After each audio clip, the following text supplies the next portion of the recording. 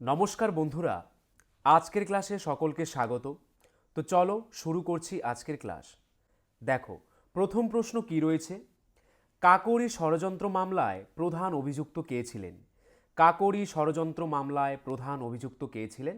অ্যান্সারটি হয়ে যাবে অপশন সি, রামপ্রসাদ বিসমিল ছিলেন কাকোরি ষড়যন্ত্র মামলায় প্রধান অভিযুক্ত।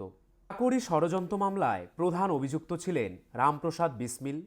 তিনি 1925 সালে কাকোরি ট্রেন ডাকাতি ঘটনার নেতৃত্ব দিয়েছিলেন এবং এই মামলায় তার ফাঁসি হয়। এইবার দেখো, বিভিন্ন কমিশন এবং কিসের সঙ্গে সম্পর্কিত। কোঠারি কমিশন শিক্ষার সঙ্গে, স্যাডলার কমিশন শিক্ষার সঙ্গে, হান্টার কমিশন কিসের সঙ্গে সম্পর্কিত? শিক্ষার সঙ্গে। মণ্ডল কমিশন অনগ্রসর শ্রেণী সংরক্ষণের জন্য। নরেশচন্দ্র কমিশন কিসের সঙ্গে সম্পর্কিত? বিমান চলাচল উন্নয়নের সঙ্গে। মুখার্জি কমিশন নেতাজি অন্তর্ধান রহস্য। অশোক মেহতা কমিশন পঞ্চায়েত রাজ ব্যবস্থা সম্পর্কিত। আর্কওয়ার্থ কমিশন রেল সম্পর্কিত। ম্যানফিল্ড কমিশন পুলিশ সার্ভিস সম্পর্কিত। ড্রাফটিং কমিটি সংবিধানের খসড়া রচনা। মালহোত্রা কমিটি বীমা সম্পর্কিত। ন্যাশনাল প্ল্যানিং কমিটি আর্থিক উন্নয়নের জন্য পরিকল্পনা সম্পর্কিত। তারপর দেখো, ভার্মা কমিটি এটি ব্যাংকিং সম্পর্কিত।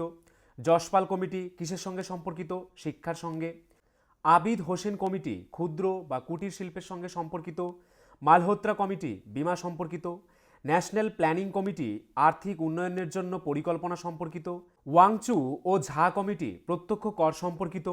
জৈন কমিশন রাজীব গান্ধীর মৃত্যু সম্পর্কিত। পরবর্তী প্রশ্ন, সাইমন কমিশন কবে ভারতে আসে? সাইমন কমিশন কবে ভারতে এসেছিল? অ্যান্সারটি হয়ে যাবে অপশন বি, 1928 সালে। সাইমন কমিশন 1928 সালের 3 ফেব্রুয়ারি ভারতে আসে। এটি ভারতীয় সংবিধিবদ্ধ কমিশন নামেও পরিচিত, যার প্রধান উদ্দেশ্য ছিল ব্রিটিশ ভারতে সাংবিধানিক সংস্কারের জন্য একটি প্রতিবেদন তৈরি করা। কমিশনের নেতৃত্বে ছিলেন স্যার জন সাইমন। 1927 সালের নভেম্বরে ব্রিটিশ সরকার এই কমিশন গঠনের ঘোষণা করেন। সাইমন কমিশন 1928 সালের ফেব্রুয়ারিতে ভারতে আসে এবং 1930 সালে তাদের রিপোর্ট পেশ করে। এই কমিশনকে ভারতীয় সংবিধিবদ্ধ কমিশনও বলা হতো। পরবর্তী প্রশ্ন, কোনটি ভারতের বৃহত্তম মালভূমি? নিম্নের কোনটি ভারতের বৃহত্তম মালভূমি? অ্যান্সারটি হয়ে যাবে অপশন বি, দাক্ষিণাত্য মালভূমি। ভারতের বৃহত্তম মালভূমি হল দাক্ষিণাত্য মালভূমি। এটি নর্মদা নদীর দক্ষিণে অবস্থিত একটি ত্রিভুজাকার ভূমি। দাক্ষিণাত্য মালভূমির উত্তরে সাতপুরা পর্বতমালা এবং পূর্বে মহাদেব, কৈমুর পাহাড় এবং মাইকাল পর্বতমালা অবস্থিত। এই মালভূমিটি বিভিন্ন রাজ্যে বিস্তৃত, যেমন তেলেঙ্গানা, মহারাষ্ট্র, কর্ণাটক, অন্ধ্রপ্রদেশ, কেরালা এবং তামিলনাড়ু। পরবর্তী প্রশ্ন, কার রাজত্বকালকে মুঘল যুগের বা মুঘল সাম্রাজ্যের স্বর্ণযুগ বলে অভিহিত করা হয়? অ্যান্সারটি হয়ে যাবে অপশন সি, শাহজাহানের রাজত্বকালকে মুঘল যুগের স্বর্ণযুগ বলা হয়। শাহজাহান ছিলেন একজন প্রভাবশালী মুঘল সম্রাট, যিনি স্থাপত্যের প্রতি বিশেষ আগ্রহ দেখিয়েছিলেন। তিনি আগ্রায় তাজমহল, দিল্লিতে লালকেল্লা ও জামা মসজিদ সহ বিভিন্ন ঐতিহাসিক স্থাপত্য নির্মাণ করেছিলেন, যা মুঘল স্থাপত্যের শ্রেষ্ঠ নিদর্শন হিসেবে পরিচিত।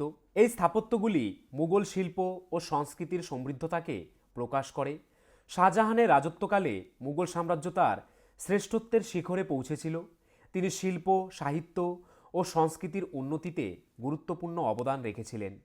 ঐতিহাসিক শহর খুলদাবাদে অবস্থিত আওরঙ্গজেবের সমাধি হল মুঘল সম্রাট আওরঙ্গজেবের শেষ বিশ্রামস্থল। আওরঙ্গজেবের নিজের 3টি স্ত্রী ছিল। দিলরাস বানু বেগম প্রকৃত সম্রাজ্ঞী, যাকে তিনি 1637 সালে বিয়ে করেছিলেন। তার দ্বিতীয় স্ত্রী নবাব বাই একজন হিন্দু রাজকুমারী, তিনি রাজনৈতিক সুবিধার জন্য 1638 সালে বিয়ে করেছিলেন। এবং তার তৃতীয় স্ত্রী আওরঙ্গবাদী মহল মূলত জর্জিয়া বা সার্কাসের একজন উপপত্নী। পরবর্তী প্রশ্ন, প্রথম অইউরোপীয় যিনি সাহিত্যে নোবেল পুরস্কার পেয়েছেন? প্রথম অইউরোপীয় যিনি সাহিত্যে নোবেল পুরস্কার পেয়েছেন তার নাম কি? অ্যান্সারটি হয়ে যাবে অপশন বি, রবীন্দ্রনাথ ঠাকুর। প্রথম অইউরোপীয় যিনি সাহিত্যে নোবেল পুরস্কার পেয়েছিলেন তিনি হলেন রবীন্দ্রনাথ ঠাকুর। তিনি 1913 সালে এই পুরস্কার লাভ করেন তার গীতাঞ্জলি কাব্যগ্রন্থের জন্য। তিনি ছিলেন একজন ভারতীয় কবি, লেখক এবং চিত্রশিল্পী। পরবর্তী প্রশ্ন, বাংলা সাহিত্যে অমিত্রাক্ষর ছন্দের প্রবর্তক কে? কে বাংলা সাহিত্যে অমিত্রাক্ষর ছন্দের প্রবর্তন করেন? অ্যান্সারটি হয়ে যাবে option D, Michael Madhusudan Dutta. Bangla সাহিত্যে অমিত্রাক্ষর ছন্দ প্রবর্তন করেন মাইকেল মধুসূদন দত্ত।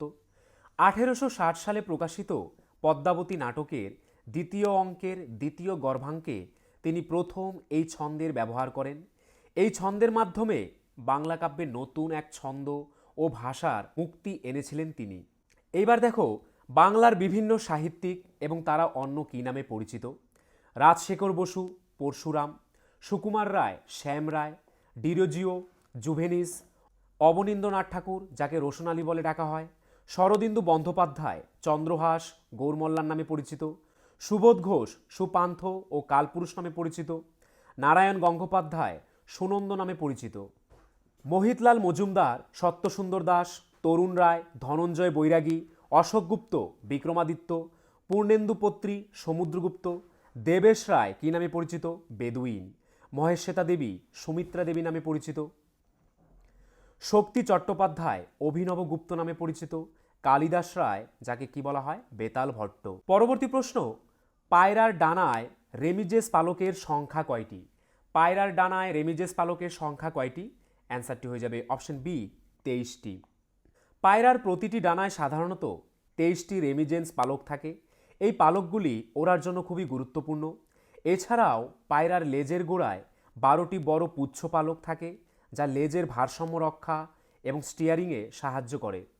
পরবর্তী প্রশ্ন, 1983 সালে ভারতের প্রথম ক্রিকেট বিশ্বকাপ জয়ে কে নেতৃত্ব দেন বা কে ক্যাপ্টেন ছিলেন? অ্যান্সারটি হয়ে যাবে অপশন এ, কপিল দেব। 1983 সালের ভারতের প্রথম ক্রিকেট বিশ্বকাপ জয়ে নেতৃত্ব দেন কপিল দেব। তিনি ভারতীয় ক্রিকেট দলের অধিনায়ক ছিলেন এবং এই খেতাব জেতার জন্য তিনি বিশেষভাবে পরিচিত। বন্ধুরা, আরেকটি কথা, WBP constable, SI and KP constable অধ্যায়ভিত্তিক সেরা প্রস্তুতি নিতে আমাদের হোয়াটসঅ্যাপ নাম্বারে একবার হোয়াটসঅ্যাপ করে নাও। গণিত, ইংরেজি, জিকে, রিজনিং প্রত্যেকটা বিষয়ে একদম অধ্যায় ধরে ধরে বেসিক লেভেল থেকে একদম প্রথম থেকে ক্লাস করানো হবে। মাসিক কোনো বেতন নেই, পরীক্ষা পর্যন্ত সেরা গাইডেন্স পাবে নতুন সিলেবাস অনুযায়ী। Live class, recorded class plus PDF all পাবে। একবার পেমেন্ট করলেই যতদিন না চাকরি পাচ্ছ ক্লাস করতে পারবে। One time payment. 5 জন আলাদা আলাদা টিচার্সের মাধ্যমে তোমাদের প্রত্যেকটি সাবজেক্ট ধরে ধরে অঙ্ক একদম যারা কিছুই বুঝতে পারো না তাদের জন্য জলের মতো সহজ করে বুঝিয়ে দেওয়া হবে। আমাদের কলকাতা পুলিশের এসআইতে আমরা 95% হুবহু প্রশ্ন কমন দিয়েছি প্রমাণসহ। সেই কমনের প্রমাণ পেতে তোমরা জয়েন করে নাও আমাদের টেলিগ্রাম চ্যানেলে বেঙ্গলি নলেজ একাডেমিতে, লিঙ্ক ইন ডেসক্রিপশন। এটি আমাদের 7 নম্বর ব্যাচ। প্রথম 100 জন 30% ডিসকাউন্ট পাবে। প্রথম 100 জন 30% ডিসকাউন্ট পাবে। তাই ভাই, তোমার যদি একটি সিট এনি হাউ চাই, যেহেতু পশ্চিমবঙ্গ পুলিশ এবং কলকাতা পুলিশ দুটো ভ্যাকেন্সি বেরিয়েছে, তাই একটিতে না একটিতে কিন্তু তোমার হবেই এবার। যদি আমাদের কাছে প্রস্তুতি নাও, 95% হুবহু কমন দেওয়ার দায়িত্ব আমাদের। তোমরা শুধু পড়াশোনা করবে। তো প্রস্তুতি নিতে হলে কিন্তু স্ক্রিনে দেওয়া নাম্বারে একবার অবশ্যই হোয়াটসঅ্যাপ করে নাও। একদম বেসিক থেকে ধরে ধরে প্রথম থেকে সমস্ত ক্লাস করানো হবে। পরবর্তী প্রশ্ন, আলোক তরঙ্গ কোন ধরনের তরঙ্গ? আলোর তরঙ্গ কোন ধরনের তরঙ্গ? অ্যান্সারটি হয়ে যাবে অপশন এ, অনুপ্রস্থ তরঙ্গ। আলো হলো একটি অনুপ্রস্থ তড়িৎচুম্বকীয় তরঙ্গ। এটি একটি বিকীর্ণ শক্তি যা মানুষের চোখ দ্বারা উপলব্ধি করা যায়। আলো তার কম্পনের কারণে অনুপ্রস্থ তরঙ্গ হিসেবে পরিচিত, যেখানে কম্পনগুলির তরঙ্গের বিস্তারের দিকের সাথে লম্বভাবে হয়। 3 ধরনের যান্ত্রিক তরঙ্গ রয়েছে কি কি? অনুপ্রস্থ তরঙ্গ, অনুদৈর্ঘ্য তরঙ্গ এবং পৃষ্ঠ তরঙ্গ। যান্ত্রিক তরঙ্গের কিছু সাধারণ উদাহরণ হলো জলের তরঙ্গ, শব্দ তরঙ্গ এবং সিসমিক তরঙ্গ। সমস্ত তরঙ্গের মতো যান্ত্রিক তরঙ্গ শক্তি পরিবহন করে। পরবর্তী প্রশ্ন, হিমালয় পর্বতমালা বা পর্বতশ্রেণী কী ধরনের পর্বত? হিমালয় পর্বতমালা কোন ধরনের পর্বত? অ্যান্সারটি হয়ে যাবে অপশন ডি, ভঙ্গিল পর্বত। হিমালয় পর্বতমালা মূলত ভঙ্গিল পর্বত।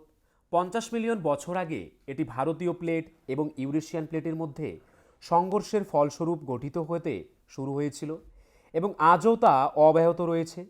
ভঙ্গিল পর্বতমালা অভিসারী বা সংক্ষেপণ প্লেটের সীমানার কাছাকাছি ঘটে। ভঙ্গিল পর্বতের কয়েকটি উদাহরণ হল আল্পস, রকি, আন্দিজ এবং হিমালয়। পরবর্তী প্রশ্ন, দুদু মিয়া কে ছিলেন? কে ছিলেন এই দুদু মিয়া? অ্যান্সারটি হয়ে যাবে অপশন বি, ফরাজি আন্দোলনের একজন উল্লেখযোগ্য নেতা ছিলেন দুদু মিয়া।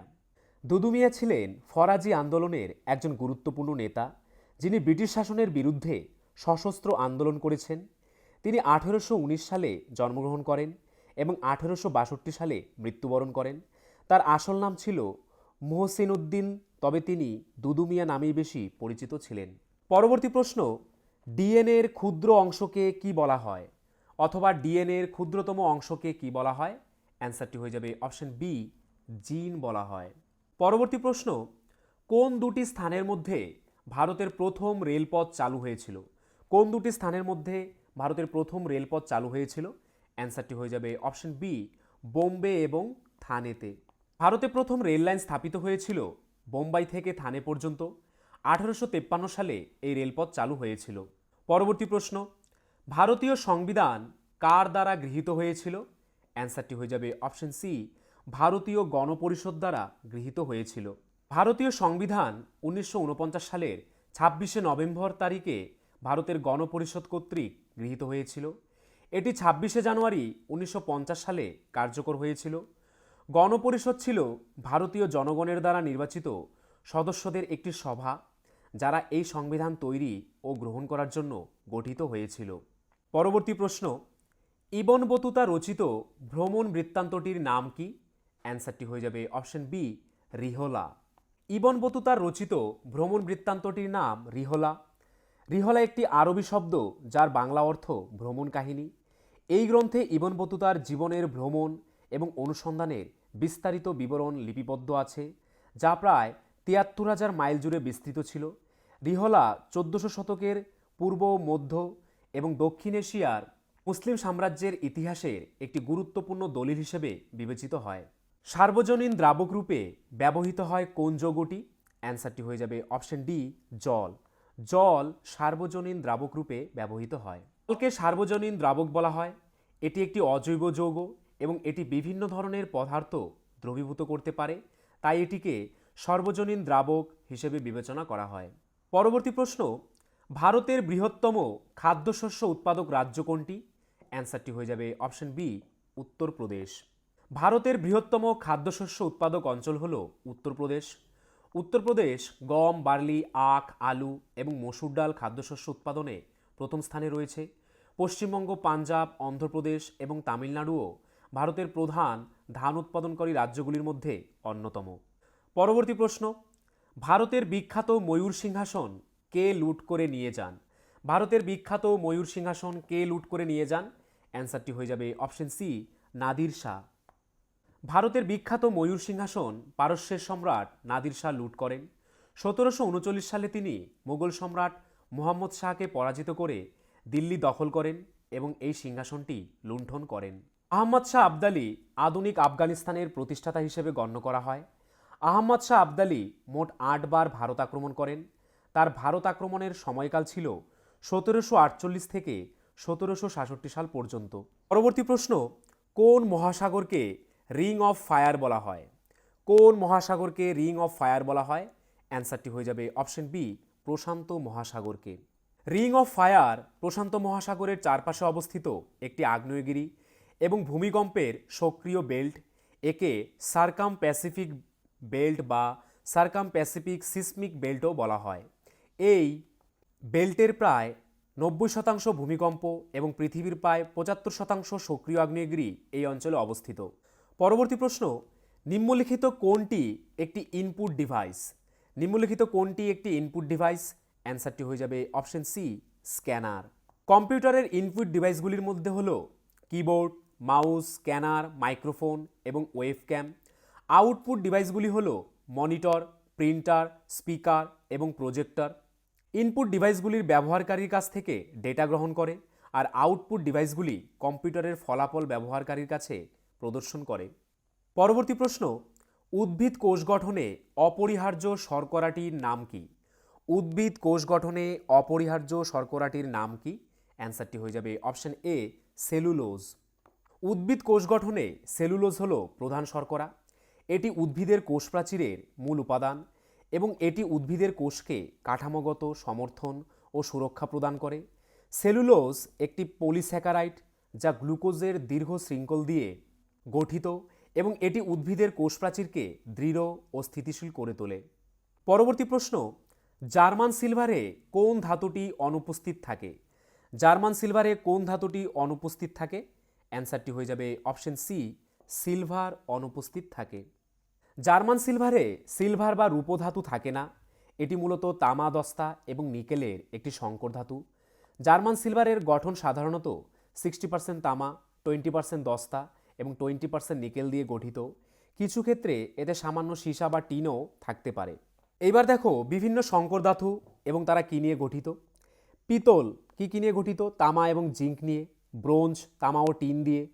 কাঁসা বা বেল মেটাল কী দিয়ে গঠিত? তামা ও টিন দিয়ে। গান মেটাল কী দিয়ে গঠিত? তামা, জিঙ্ক ও টিন দিয়ে। স্টেনলেস স্টিল লোহা, ক্রোমিয়াম, কার্বন ও নিকেল দিয়ে গঠিত স্টেনলেস স্টিল। ডুরালুমিন কী দিয়ে গঠিত? অ্যালুমিনিয়াম, তামা, ম্যাগনেসিয়াম ও ম্যাঙ্গানিজ। জার্মান সিলভার কী দিয়ে গঠিত? তামা, জিঙ্ক ও নিকেল দিয়ে। অ্যালুমিনিয়াম, ব্রোঞ্জ, তামা ও অ্যালুমিনিয়াম দিয়ে। রাংঝাল কী দিয়ে গঠিত? সীসা ও টিন দিয়ে। মুদ্রা ধাতু তামা ও নিকেল দিয়ে। ডাচ মেটাল কী দিয়ে গঠিত? তামা ও জিঙ্ক দিয়ে। পরবর্তী প্রশ্ন, শিবাজি বাঘ নখ দিয়ে কাকে হত্যা করেছিলেন? অ্যান্সারটি হয়ে যাবে অপশন বি, আফজাল খানকে হত্যা করেছিলেন। শিবাজি বাঘের নখ ব্যবহার করে বিজাপুরের সেনাপতি আফজাল খানকে হত্যা করেন। এই ঘটনাটি ঘটেছিল প্রতাপগড়ের যুদ্ধে। আলিঙ্গন করার সময় আফজাল খান শিবাজিকে ছুরিকাঘাত করার চেষ্টা করেন। শিবাজি তখন তার লুকোনো অস্ত্র বাঘের নখ ব্যবহার করে আফজাল খানকে হত্যা করেন। বালাজি বিশ্বনাথ তিনি ষষ্ঠ নিযুক্ত পেশোয়া ছিলেন। তিনি 1719 সালে মুঘল সম্রাট ফারুক শিয়ারকে ক্ষমাচ্যুত করতে সৈয়দ ব্রাদার্সকে সহায়তা করেছিলেন। প্রথম বাজিরাও তিনি 9 জন পেশোয়ার মধ্যে সবচেয়ে প্রভাবশালী হিসেবে স্বীকৃত ছিলেন। 1737 সালে দিল্লির যুদ্ধে প্রথম বাজিরাওয়ের অধীনে মারাঠারা দিল্লির উপকণ্ঠে হামলা চালায়। বালাজি বাজিরাও তিনি নানা সাহেব পেশোয়া নামে পরিচিত ছিলেন। তার নেতৃত্বে মারাঠা সাম্রাজ্য তার শীর্ষে পৌঁছেছিলেন। আহমেদ শাহ আবদালির বিরুদ্ধে তার শাসনামলে তৃতীয় যুদ্ধ পানিপথে সংগঠিত হয়েছিল। নানা সাহেব 1857 সালের মহাবিদ্রোহের সময় তিনি একজন নেতা ছিলেন যিনি কানপুরে বিদ্রোহের নেতৃত্ব দিয়েছিলেন। তিনি ছিলেন শেষ পেশোয়া। পরবর্তী প্রশ্ন, মহাকাশে প্রথম কৃত্রিম উপগ্রহ প্রেরণকারী দেশ কোনটি? কোন দেশ সর্বপ্রথম মহাকাশে কৃত্রিম উপগ্রহ প্রেরণ করেছিলেন? অ্যান্সারটি হয়ে যাবে অপশন বি, সোভিয়েত ইউনিয়ন। মহাকাশে প্রথম কৃত্রিম উপগ্রহ যার নাম স্পুতনিক 1 প্রেরণকারী দেশ ছিল সোভিয়েত ইউনিয়ন। 1957 সালের 4 অক্টোবর এই উপগ্রহটি উৎক্ষেপণ করা হয়েছিল। এই ঘটনাটি মহাকাশ যুগের সূচনা করে এবং বিশ্বের প্রথম কৃত্রিম উপগ্রহ হিসেবে স্পুতনিক 1 পরিচিত। শিরিষা বান্দোলা হলেন প্রথম এবং একমাত্র ভারতীয় বংশোদ্ভূত মহিলা 11 জুলাই 2021 তারিখে ভার্জিন গ্যালাকটিক ইউনিট 22-তে করে গিয়েছিলেন। পরবর্তী প্রশ্ন, আন্তর্জাতিক আদালতের বিচারপতির সংখ্যা কত? অ্যান্সারটি হয়ে যাবে অপশন সি, 15 জন। আন্তর্জাতিক আদালতের বিচারপতির সংখ্যা 15 জন। এই বিচারকরা আন্তর্জাতিক বিচার আদালত কর্তৃক নির্বাচিত হন এবং তাদের কার্যকাল 9 বছর। পরবর্তী প্রশ্ন, মানুষের রক্তে অক্সিজেনের বাহক কে? মানুষের রক্তে অক্সিজেন কে বাহন করে? অ্যান্সারটি হয়ে যাবে অপশন এ, হিমোগ্লোবিন। এইবার আমরা দেখে নেব 3 প্রকার রক্তকণিকা সম্পর্কে। কি রয়েছে প্রথমে? লোহিত রক্তকণিকা। এদের প্রধান কাজ হলো ফুসফুস থেকে অক্সিজেন শরীরে বিভিন্ন অংশে বহন করা। এটি হিমোগ্লোবিন নামক একটি প্রোটিন থাকে যা অক্সিজেন পরিবহনে সহায়তা করে। এরা দেখতে গোলাকার এবং উভয় দিকে চাপা চাকতির মতো। তারপর রয়েছে শ্বেত রক্তকণিকা। এরা রোগ প্রতিরোধে গুরুত্বপূর্ণ ভূমিকা পালন করে। শরীরে কোনো সংক্রমণ বা ক্ষতিকর বস্তু প্রবেশ করলে শ্বেত রক্তকণিকা সেগুলো শনাক্ত করে এবং ধ্বংস করে। এদের মধ্যে বিভিন্ন প্রকারভেদ রয়েছে, যেমন নিউট্রোফিল, লিম্ফোসাইট, মনোসাইট, ইউসোনোফিল এবং বেসোফিল। তারপর রয়েছে অনুচক্রিকা। এগুলি রক্ত জমাট বাঁধতে সাহায্য করে। শরীরে কোথাও কেটে গেলে বা আঘাত লাগলে অনুচক্রিকা সেই স্থানটিকে জমাট বেঁধে রক্তপাত বন্ধ করতে সাহায্য করে। পরবর্তী প্রশ্ন, কোন দেশ প্রথম পরমাণু বোমা ব্যবহার করে? কোন দেশ প্রথম পরমাণু বোমা ব্যবহার করে? অ্যান্সারটি হয়ে যাবে অপশন সি আমেরিকা যুক্তরাষ্ট্র। আমেরিকা যুক্তরাষ্ট্র প্রথম পারমাণবিক বোমা ব্যবহার করে। দ্বিতীয় বিশ্বযুদ্ধের শেষ পর্যায়ে তারা 1945 সালে জাপানের হিরোশিমা ও নাগাসাকি শহরে পারমাণবিক বোমা ফেলেছিল। এই বোমাগুলো ছিল ইউরেনিয়াম এবং প্লুটোনিয়াম দ্বারা তৈরি। পরবর্তী প্রশ্ন, ওজোন গ্যাসের বর্ণ কী বা ওজোন গ্যাস দেখতে কিছুটা কোন রঙের? অ্যান্সারটি হয়ে যাবে অপশন এ নীল রঙের। ওজোন গ্যাসের রং হালকা নীল। এটি একটি বর্ণহীন বা ফ্যাকাশে নীল গ্যাস যা জলের সাথে সামান্য দ্রবণীয়। পরবর্তী প্রশ্ন, ভারতীয় প্রদেশগুলির রাজ্যপালকে কে নিযুক্ত করেন? ভারতীয় প্রদেশগুলির রাজ্যপালকে কে নিযুক্ত করেন? অ্যান্সারটি হয়ে যাবে অপশন বি ভারতের রাষ্ট্রপতি। ভারতের প্রত্যেক রাজ্যের রাজ্যপালকে ভারতের রাষ্ট্রপতি নিযুক্ত করেন। রাষ্ট্রপতি এই নিয়োগের জন্য কেন্দ্রীয় সরকারের পরামর্শ গ্রহণ করেন। রাজ্যপালগণ 5 বছরের জন্য পদে অধিষ্ঠিত হন এবং তাদের ক্ষমতাও তাদের সাংবিধানিক দায়িত্ব পালনের জন্য সীমিত। পরবর্তী প্রশ্ন, অর্থ কমিশনের কাজ কি? অর্থ কমিশনের কাজ কি? অ্যান্সারটি হয়ে যাবে অপশন সি কেন্দ্র ও রাজ্য আর্থিক বণ্টনের সুপারিশ করা। অর্থ কমিশনের কাজ হল কেন্দ্র ও রাজ্য সরকারের মধ্যে করের ভাগাভাগি নির্ধারণ করা এবং রাজ্যগুলির মধ্যে করের ভাগাভাগি নীতি নির্ধারণ করা। এটি ভারতের সংবিধানের 280 অনুচ্ছেদের অধীনে গঠিত হয়। বন্ধুরা, এই ছিল আজকের ভিডিও। তোমরা যদি আমাদের চ্যানেলে নতুন হয়ে থাকো, আমাদের চ্যানেলটিকে অবশ্যই সাবস্ক্রাইব করে নোটিফিকেশন অল করে রাখবে। তার পাশাপাশি তোমরা যদি আমাদের পুলিশের ব্যাচে অ্যাডমিশন নিতে চাও, তাহলে আমাদের স্ক্রিনে দেওয়া নাম্বারে একবার এক্ষুনি হোয়াটসঅ্যাপ করে নাও। আর আজকের পিডিএফটি যদি পেতে চাও, তাহলে আমাদের টেলিগ্রাম চ্যানেলে জয়েন করে নাও, বেঙ্গলি নলেজ একাডেমি এই চ্যানেলে, যেটি এই ভিডিও ডেসক্রিপশনে দেওয়া রয়েছে।